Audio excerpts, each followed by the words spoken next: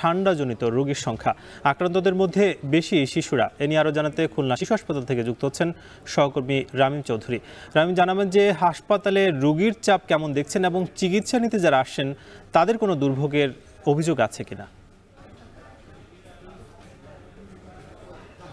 সাকিব, গত কয়েকদিন ধরে আমরা দেখেছি যে খুলনাতে ঠান্ডার যে পরিমাণ সেটা কিন্তু অনেকটাই বেড়েছে, যার ফলে খুলনাতে ঠান্ডাজনিত রোগ নিয়ে চিকিৎসা নিতে হাসপাতালে আসছেন কিন্তু অনেক মানুষ।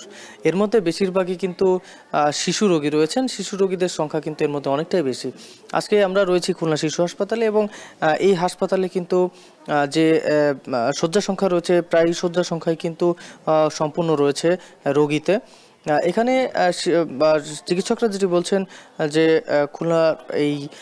খুলনা সহ খুলনা বিভাগের বিভিন্ন জেলা উপজেলা থেকে কিন্তু শিশুরা এখানে আসেন চিকিৎসা নিতে এবং এই গ্রাম অঞ্চলে বেশিরভাগ সমস্যাগুলো কিন্তু জেলা বা উপজেলা পর্যায়ে হচ্ছে এবং তারা অসচেতনতার কারণে কিন্তু শিশুরা বেশি আক্রান্ত হচ্ছে, কারণ হঠাৎ করে ঠান্ডা পড়েছে এবং ঠান্ডার কারণে কিন্তু অনেকটাই সমস্যায় পড়তে হচ্ছে শিশুদের।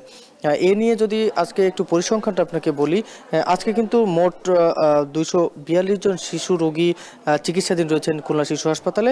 এর মধ্যে গত 24 ঘন্টায় 43 জন রোগী ভর্তি হয়েছেন এবং 56 জন রোগী কিন্তু চিকিৎসা নিয়ে তারা চলে গেছেন।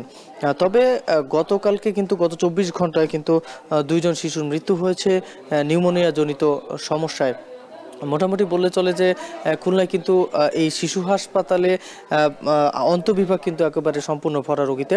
এর পাশাপাশি যে বহির্বিভাগ রয়েছে হাসপাতালের, সেই বহির্বিভাগেও কিন্তু রোগীর সংখ্যা অনেকটাই বেশি।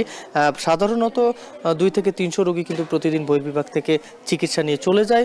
তবে আমরা দেখেছি বর্তমানে কিন্তু সেই রোগীর সংখ্যা অনেকটাই বেড়েছে, প্রায় 5 শতাধিক হয়েছে বলে এখানকার চিকিৎসকরা আমাদেরকে জানিয়েছেন।